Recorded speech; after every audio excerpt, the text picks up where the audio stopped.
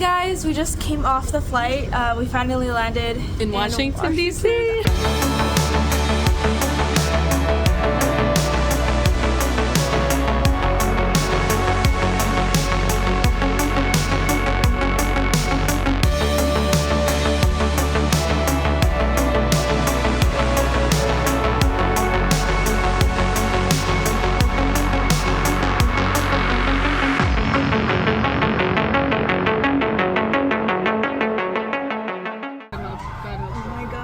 This is your first time seeing snow. Last year, 180 Shift went to DC, and we were on a mission to not only represent our generation, but also represent our faith. And as Christians, DC can be quite a battlefield. Just 1 year ago, an amazing opportunity arose, and it was filled with so much action and adventure. And I had never been to DC, but we had met so many amazing people, from senators and representatives to actors and just influencers, people who shape the world. And Gen Z got a little taste of what it means to be there and got to learn, talk with these people firsthand, which is an absolute amazing opportunity. And I can't wait for everybody to just be able to experience it just like how we did, and just sit down for the ride. In this video, you will see exclusive interviews, candid footage of 2 inaugural balls, and a national prayer service with Donald Trump that we were able to attend. We want to thank all of our followers and subscribers for following us and all that we have done with 180 Shift, and a special thanks to CV Church for supporting us in this mission field that we have entered. And just our prayer is that you learn from this footage and you can really experience what it was like to be there. We are on our way to a brunch that we got into. So yes, Ellie, how are you doing? So excited on a very little sleep.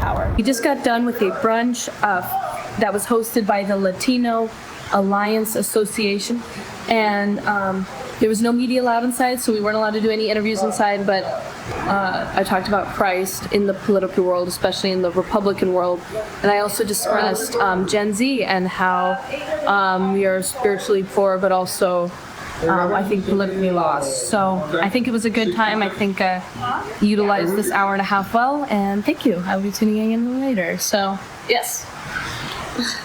Hey everyone, so we just finished with the Latino Action Alliance. This is a pretty cool and awesome group. It was here at the City Club of Washington. Hey, we're back at the house, and we're finally eating the first proper meal of the day. We got Popeyes. I got to go to an event for the Latino Action Association, and the governor of Mississippi was there. I got to speak to him a little bit, and he told a story about how he was wearing a baseball cap, and he was sorry about it because he had recently fallen and hit his head.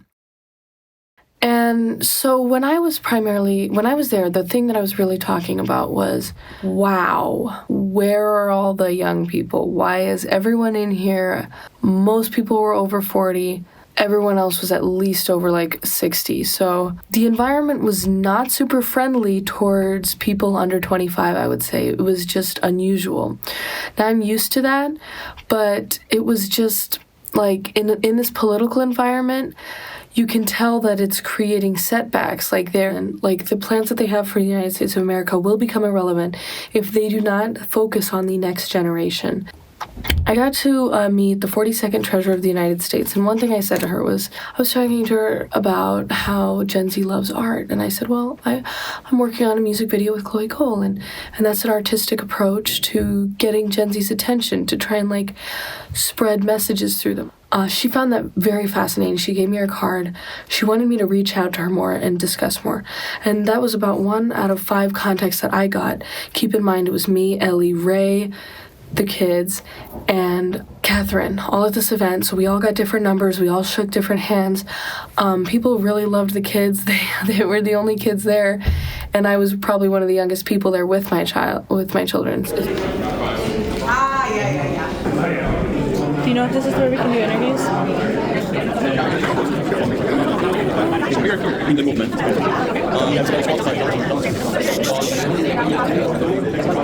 Should we just start filming? Hi, how's everyone doing?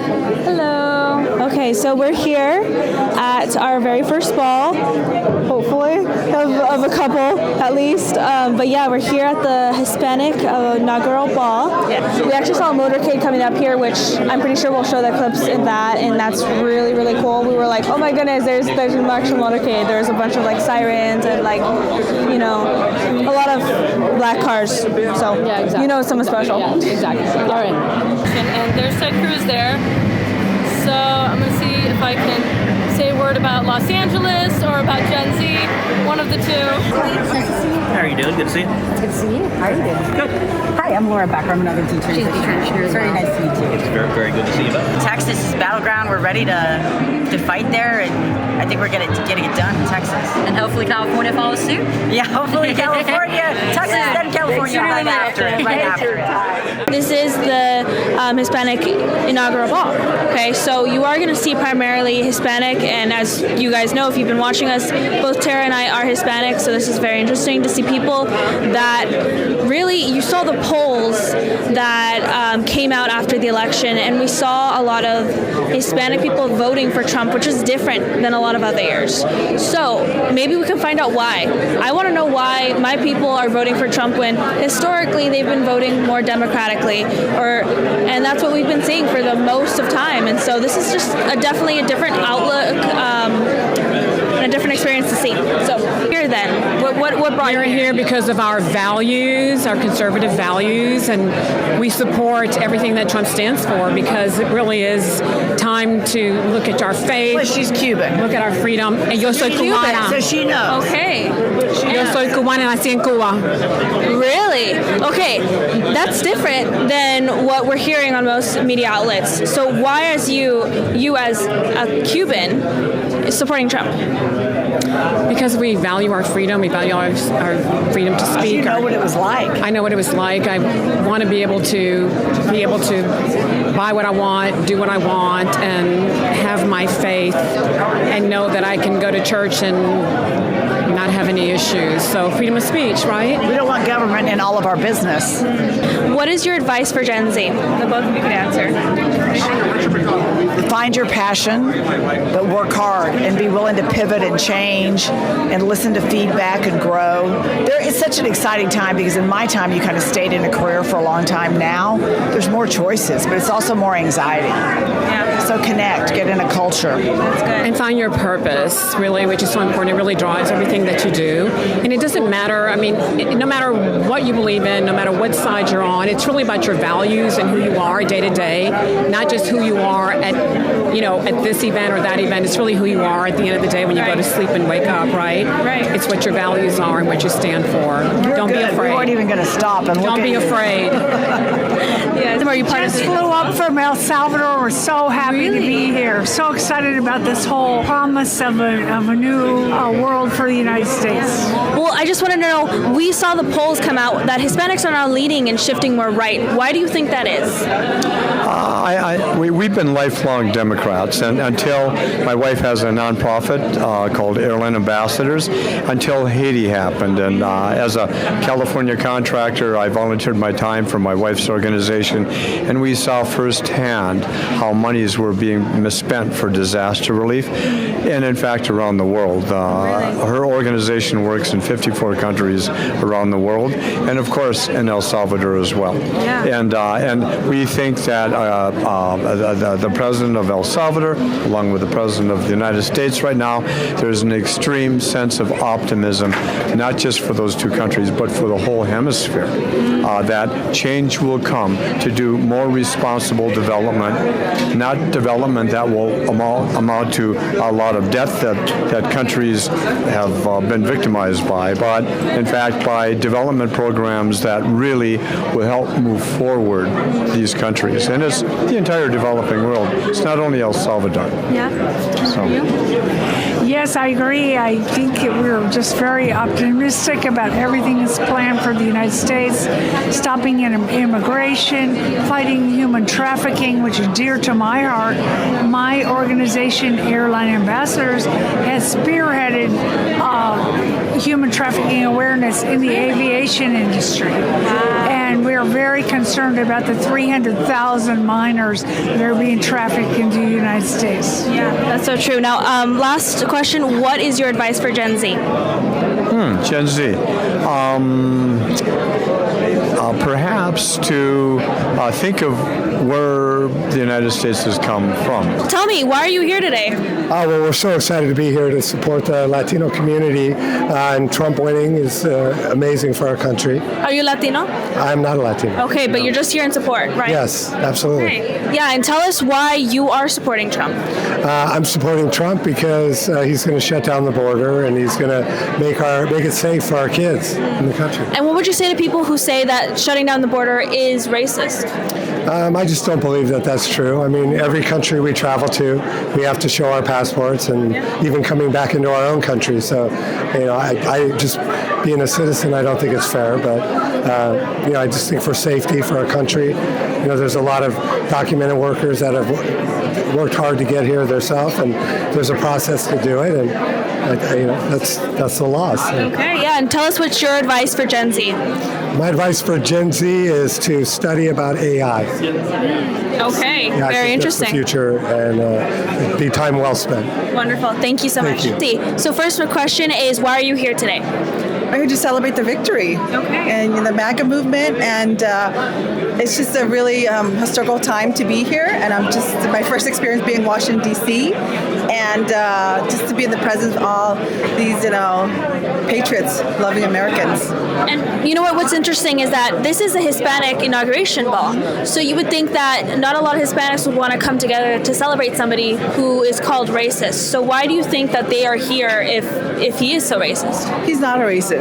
I'm not Hispanic. I'm Cambodian from Southeast Asia, and I support, President Trump. He's not a racist. And Hispanics, they turned out for President Trump. They love him. They love his God, family, and freedom. So that's why, he, relates to a lot of different ethnicity. Yeah. And what's your advice to Gen Z? Advice to Gen Z.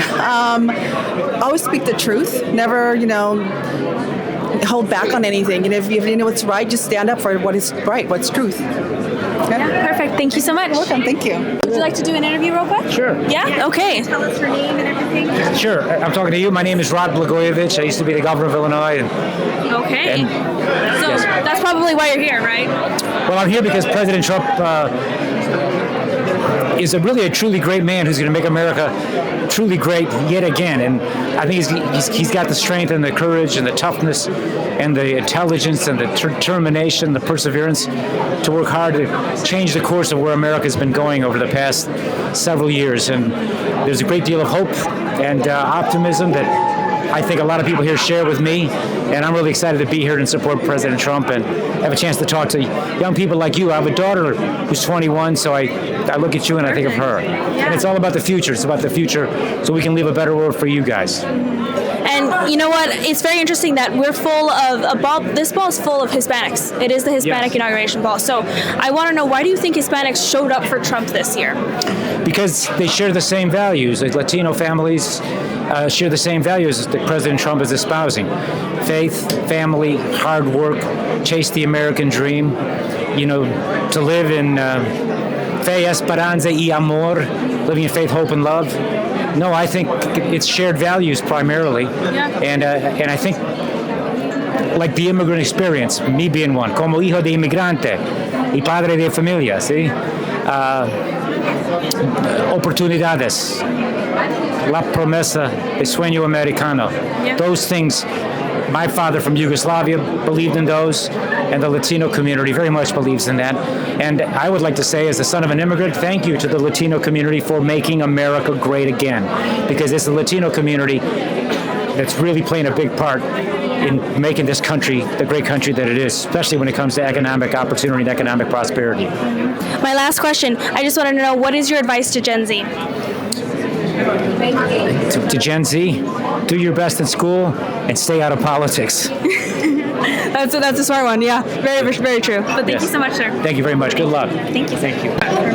Is there something you would like to see from the new administration of Donald Trump? For me, I just hope that everything is going to go smoothly and it's going to be great next 4 years. Are you going to be at the Capitol? President Milei before. He's one of the honorary tonight. What do you say?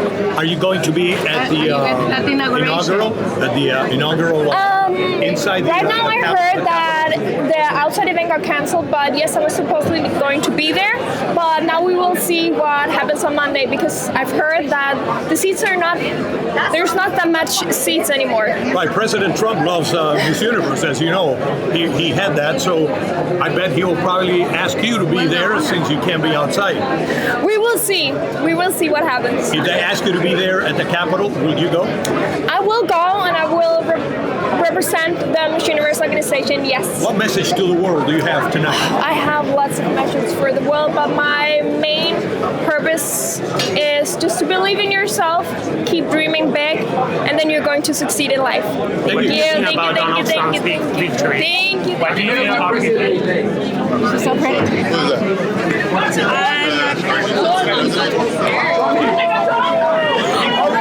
It's okay.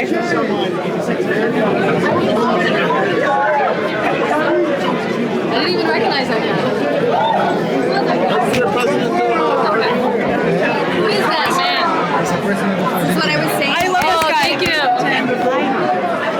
And of course, we saw Miss Universe, we saw the president from Argentina just pass by, which was amazing.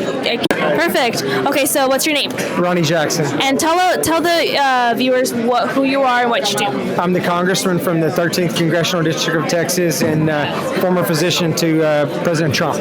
Amazing. So former physician, that's a really big thing. And you're supporting him again for the second time. Why is that? Well, because he's going to save this country. I mean, if we don't get him, if we had not got him back in, which we do now, and we'd have been in real trouble. I mean, country's headed down the wrong path, and President Trump's going to make America great again, just like he said the first time. And so we got a lot of work to do, but I'm excited to be in Congress and support his agenda.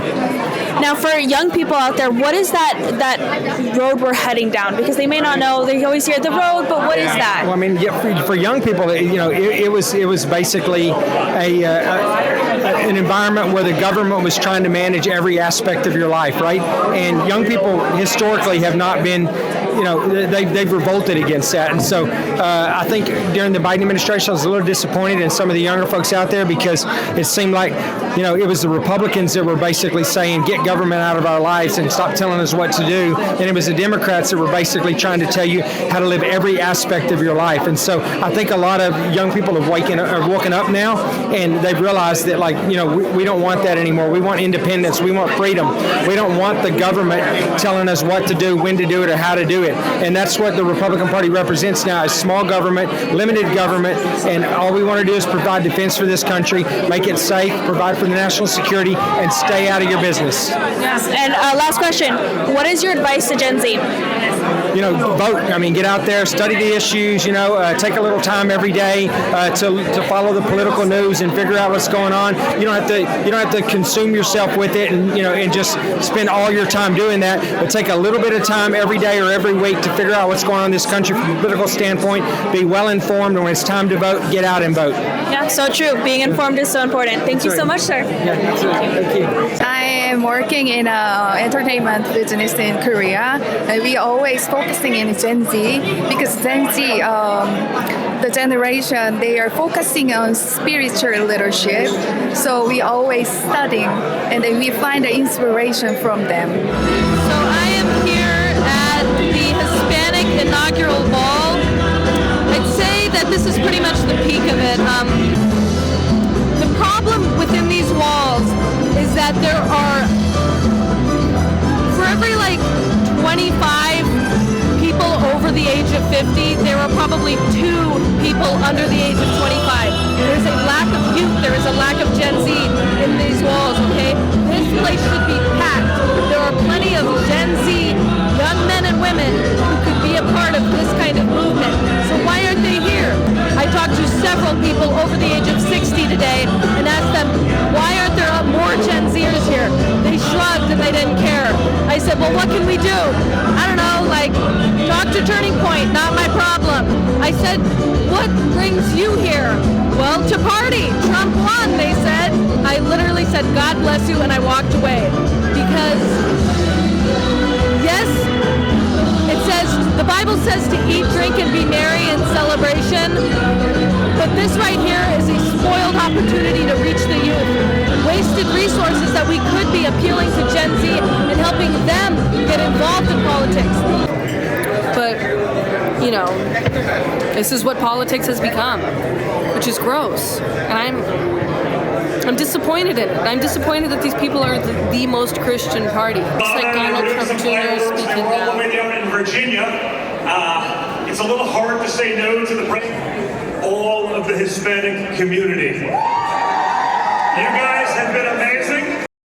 It's like, here I am talking about age this, age that. I will also age. I will become an old woman. And I would like to not live in a communist country. See, when you're in politics, I feel like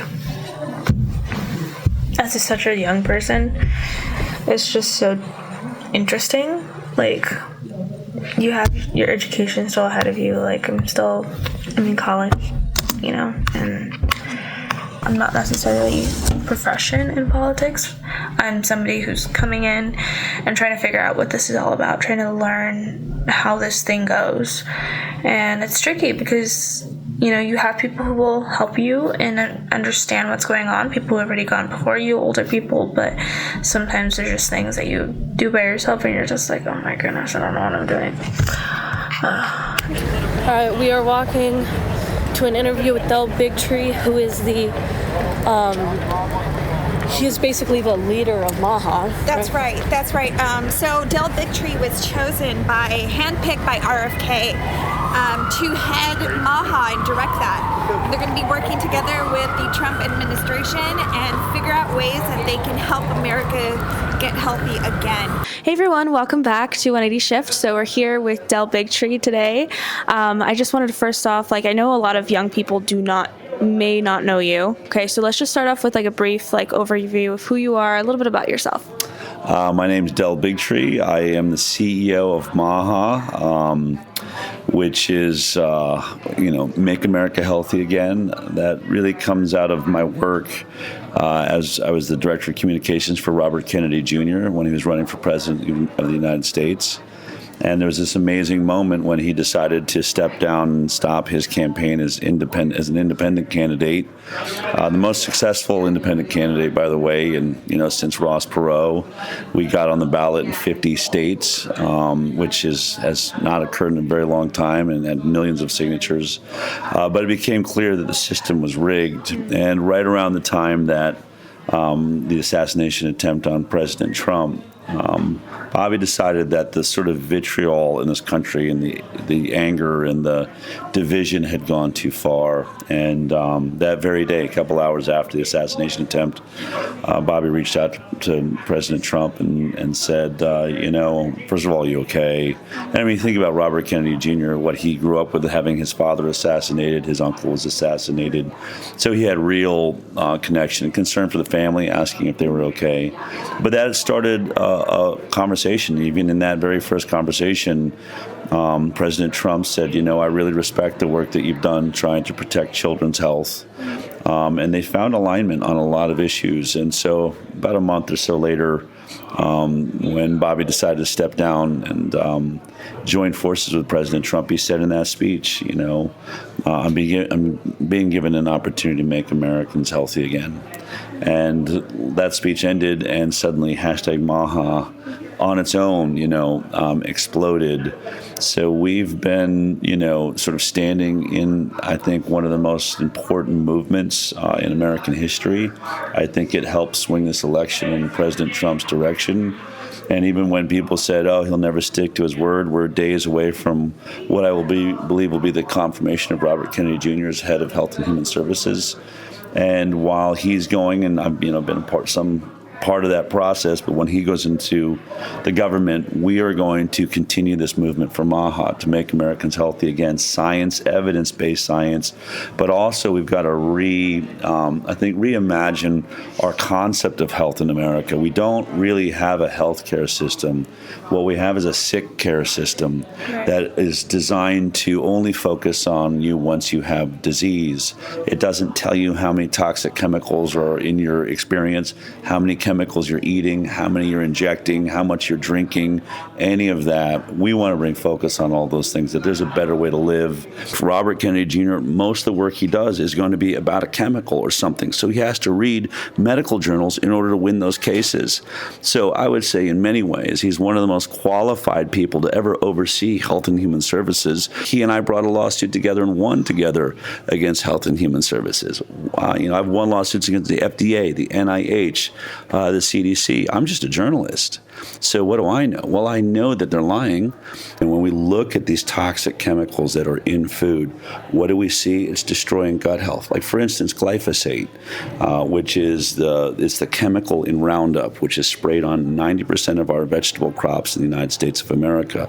That's an antibiotic. It's technically patented as an antibiotic. It's also a weed killer. It originally, by the way, was an industrial pipe cleaner. They would put it into giant pipes to pull the rust out because rust attracts to it. It's a chelator, so it pulls all the metal, and then somebody spilled it on the ground one day and saw that it kills everything in sight. So at first it just started as like a weed killer, but then they thought, geez, if we can manipulate crops and change them, turn GMO crops that resist this deadly chemical, then we can spray it over all of our food and it'll kill all the weeds around it, but not the food we're eating. Great. So now we're eating all of this chemical that, tore the rust out of pipes and ultimately is killing all the good bacteria inside of your stomach, causing a leaky gut. So now you have perforations in your stomach. Chemicals are moving. They're not moving through your body. They're getting into your bloodstream. And all of this is dysregulating your emotional space. That is just one thing we need to fix right away. Behind the scenes of this Del Bigtree interview? Yeah, I think it's such a privilege to be talking to people who actually have positions of power. MAHA, even though it's not in the government section, it is something that's going to be very, very important going forward in the next 4 years or however long. I think, since it is going to be a nonprofit, it's going to be going on for a while. Yes, it was a good morning and it was a good service. They talked about, a church. Yes. It's far away. It is rain tonight, and it's lots of snowy and okay, let's yes. Okay. All right. I will do more of this later. Thank you. Okay, hey guys, so we just finished service. Tara's back there. We went to this really cool church. It's called Delray Baptist Church, so it's a really, really nice place. I talked to one of the pastors. He came up to me, he's really sweet, asking about how we were doing because of the fires. Because LA, it's on flames. The fire. Okay, but anyways, it's so different here. Like, there's actually snow. Like, it's cold. Over there, it's like smoke and I don't know. We are currently walking to get our press passes for the Turning Point Inaugural Ball. We're outside. It's a bit of a walk. It's very cold. It's snowing, but keep you posted.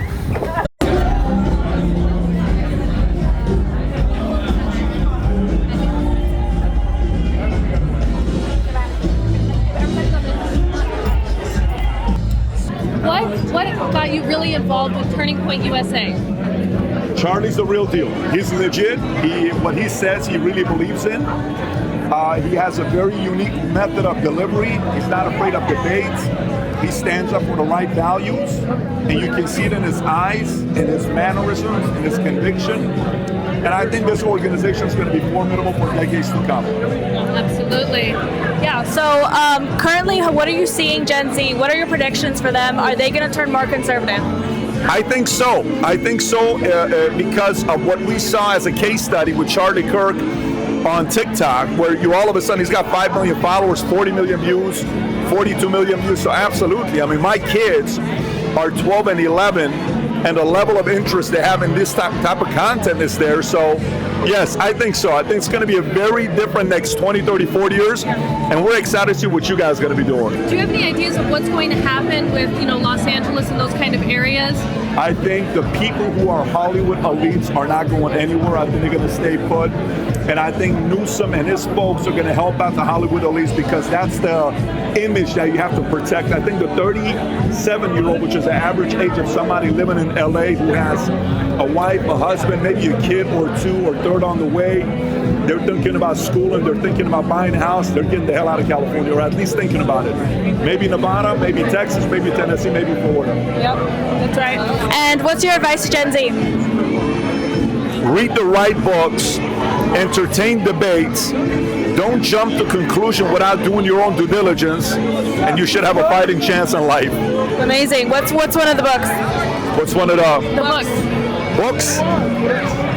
Anything you can read on Thomas Sowell, you're going to be fine. Anything on Thomas Sowell. Well, thank you so much. Anytime, thank you.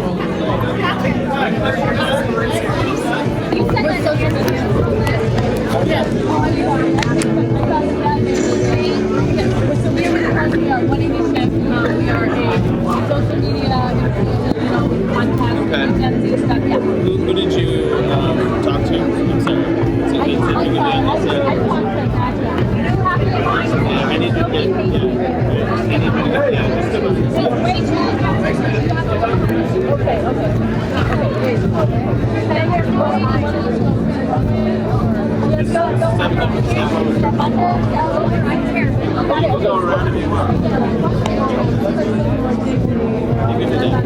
You can do that. Thank you. So we are here at the Turning Point Inaugural Ball. Brett Cooper and Jordan Peterson are behind me. There's definitely a lot more young people here. Brett Cooper and Jordan Peterson. And we were on the red carpet. There's a whole story about that. We're just getting interviews, seeing what's happening. It's definitely way more crowded here than it was at the other ball. I mean, obviously, because Turning Point is huge. But yeah, so we'll see what happens. We are definitely in the your biggest advice to Gen Z? Well, I feel that Gen Z could actually give advice to millennials in many ways. Gen Z is a much more grounded generation. My generation of millennials elected Barack Obama, and we never got over that. So something I really like about the Zoomers is on the left and the right, they're either woke or based or red-pilled or whatever, but all of those euphemisms imply a kind of waking up from a dream and a reacquaintance with reality and some of the bare facts of like the natural law and biology and philosophy. So I have very little advice other than be normal, follow your instincts and the wisdom of the ages, live in accordance with reality, and then find some really base gigachat and have a lot of kids. Basically, I love that. Yeah, I have 2 kids already. All right. So, yeah. No, but another question for you, and then I'll pass it off to Ellie for one question. But so we're in Los Angeles. I know that Los Angeles is being abandoned, but what do you think the future for it is? Because aside from the film industry, what about all the people living there, especially with the recent disasters? Well, the disaster in LA was a political disaster. It was easily predicted. Trump predicted it in 18, 19, 24. When you divert 95% of your delta water into the Pacific Ocean, 96,000 square cubic feet per second or whatever it was, you have to understand that these kinds of fires are going to occur. I hope the people of LA wake up to that bad government and elected people. Having lived in LA for 7 years, I'm not totally hopeful of that fact. So I suspect the real solution is that people are going to leave. Okay. Well, okay. No, but for those who are staying in California, what would you give advice to them? Recognize that there are a lot of you. You're not alone. If you're a sane, normal person in LA, But I think, for goodness sakes, LA County probably has more Republicans than just about any county in the country. The problem is they have more liberals too. But a conservative consolation is that reality has a way of reasserting itself in the end. This might be a perfect storm, literally, that could transform the way Angelenos think. And so I would recommend don't trust the government to protect your house and your community. And maybe if they want to stay, okay, good, you're standing and fighting, but Tennessee's real nice too. The only way to be successful in life is to do. And the world is comprised of those who do and those who don't do. So be one of the ones who does. Wonderful. Thank you so much. Thank you. Gen Z. Advice for Gen Z. My advice for Gen... Well, what outlet are you, first of all? Well, first off, I'm an independent journalist. 180 shift. Yes. Okay. All right. I'm based in LA. You're based in LA? Yes. And are you a conservative press outlet? Yes. You are? Okay. What is my advice for Gen Z? Wow. It's a big one. Well, there's a lot of things, but I would say probably first and foremost is that you've been done dirty.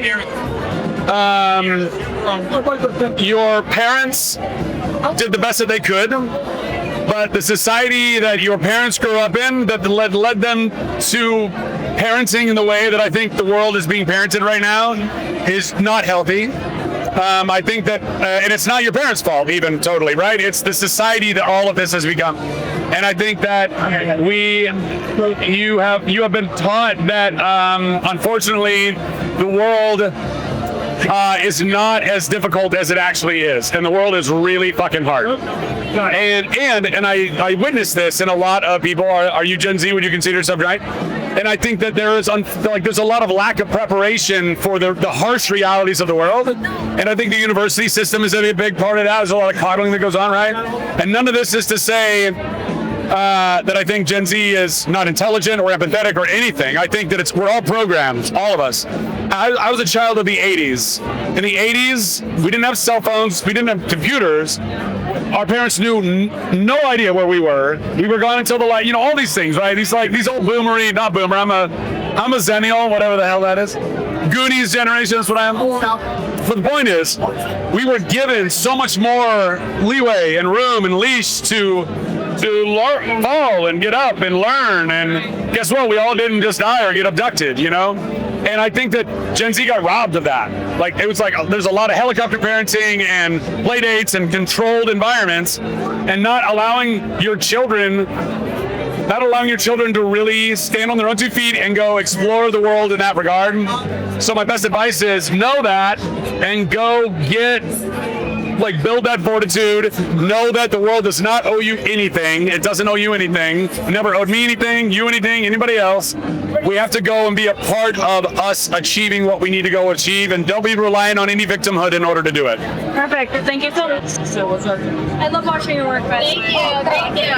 Okay, so just what's your best advice for Gen Z? My best advice for Gen Z is to start reading your Bible. It doesn't matter where you start or how you start. Get an ESV study Bible. It's red, black, and white on Amazon, $19, really affordable. Join a local Bible preaching church. Find your community there. There's a good chance you could find your spouse there, but that is the best way to start building your life and to make all the confusion in the world today really clear.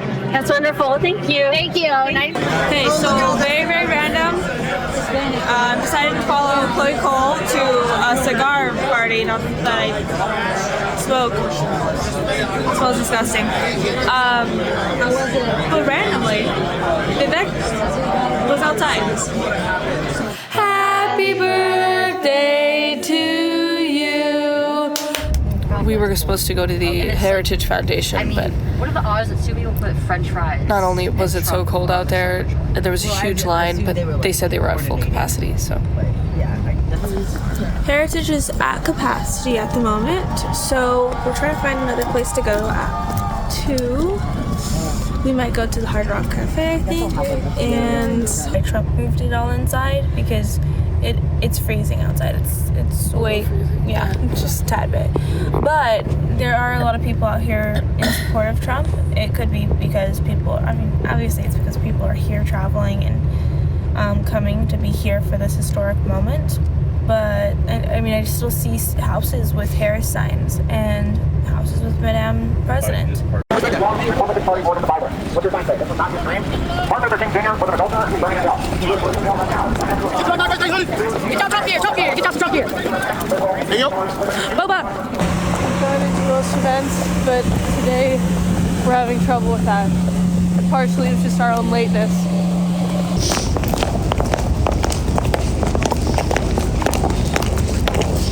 Well, we did the best we could. We were in Hard Rock Cafe, and just a lot of people got kind of kicked here because of the inauguration being put inside.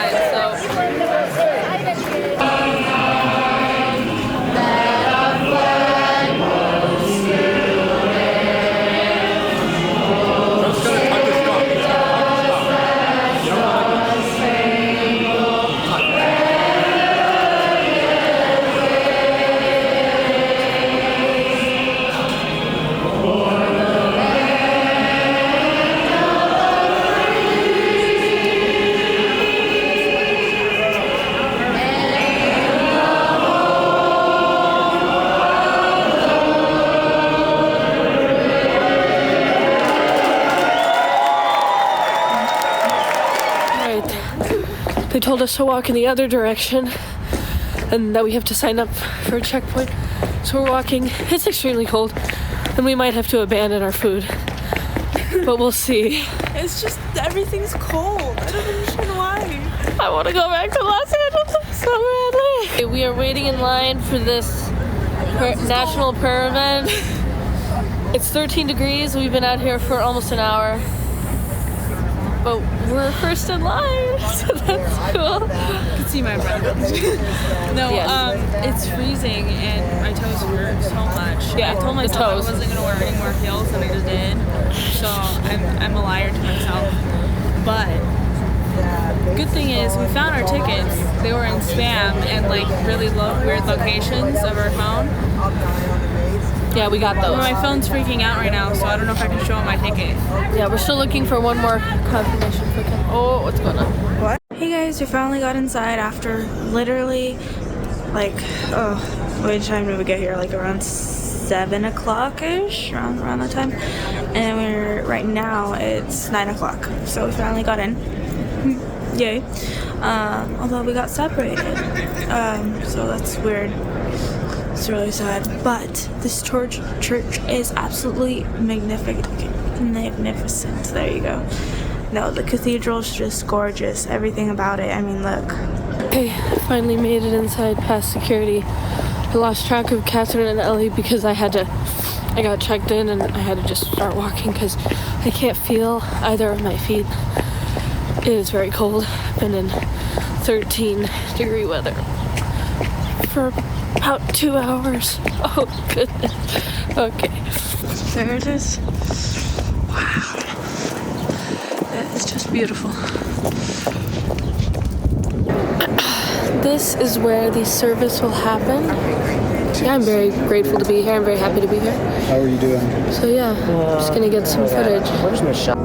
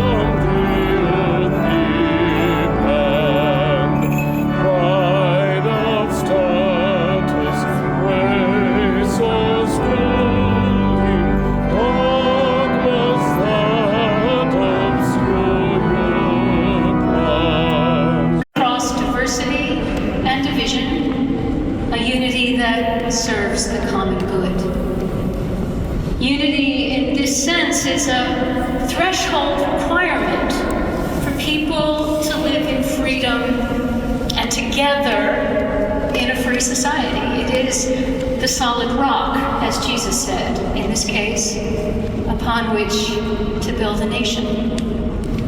It is not conformity. It is not victory. It is not polite weariness or passivity born of exhaustion. Unity is not partisan. Rather, unity is a way of being with one another, and it encompasses and respects. So Ellie and I are here at the Washington National Cathedral. We just attended the service with Donald Trump, which was so cool. See, we have everyone leaving here. And there was a specific woman who was preaching. Yeah, what is her name? Here. Let me pull it up. Ellie's gonna find her name. So basically, everyone gets really comfortable during the service. I mean, there was already weird stuff happening, like a Sikh and a Muslim and that kind of stuff. So already Christians were kind of like, I rebuke that. Yeah. Well, the reason why they have the whole entire different religion is because it's supposed to be the church for the entire nation, meaning it's like all different religions in one place.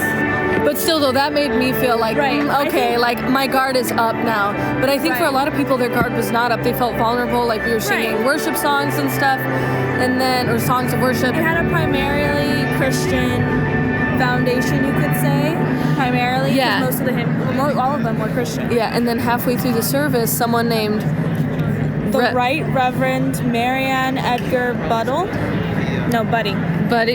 Bood. No, I don't know. And she's of this church, Washington National Cathedral. Outside. And maybe we'll find her. But anyway, she just basically started, saying stuff about Well, you know what? She first accusatory with unity, because obviously unity is supposed to be the message, because we are a nation of many different cultures that came together. We're one big melting pot. And, I could understand that. But then she digressed into And then what? she kind of started talking about how it's mean to not be welcoming to immigrants, and it's mean to not basically affirm trans children, just blatantly And then she started getting into very political stuff, which is funny because at the very beginning she wasn't trying to get into political stuff, but towards the end she kind of digressed and started talking about politics. Which was so manipulative and so deceitful, especially to make a room full of people feel kind of mostly comfortable, and then to basically hit them with a bunch of, your policies are evil. It's like, no, what she was saying is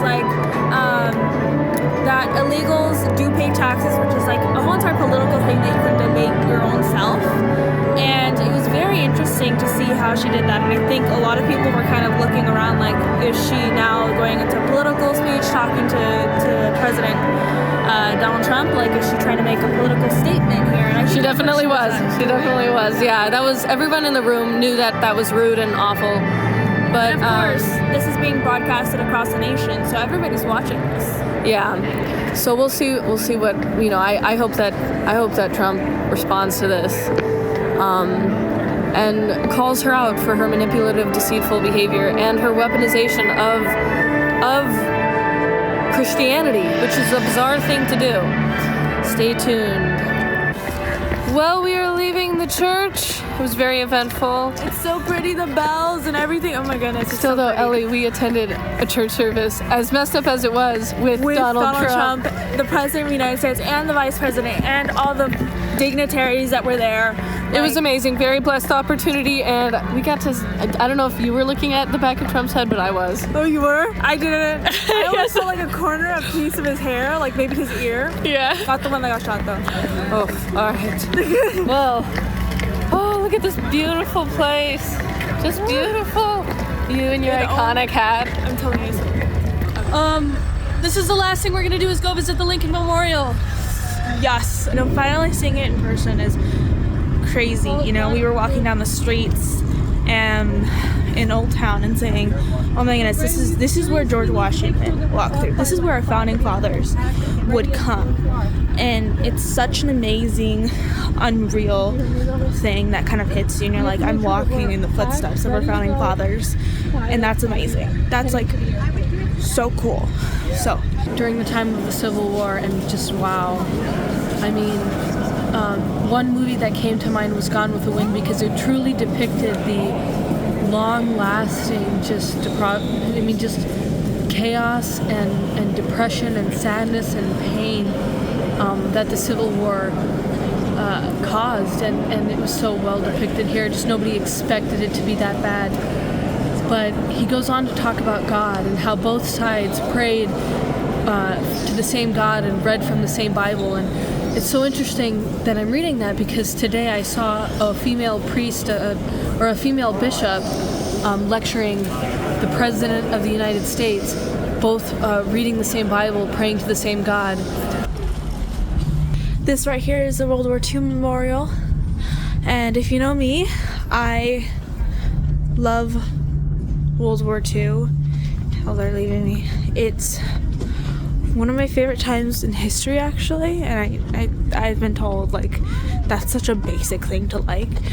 But no, I think it's just an interesting time, because I love the stories of the women who contributed, but not only that, it's a clear display of good and evil. Because sometimes war isn't that clear. But I think for this one, everybody, I hope, can clearly see that it was a display of good and evil. Hey everyone, I'm here at the National Mall. There's everyone. I was just telling Ellie how honored I am to be here. What a privilege it is to be here. This is amazing. Amazing to see what mankind can do, but it's only possible because of God.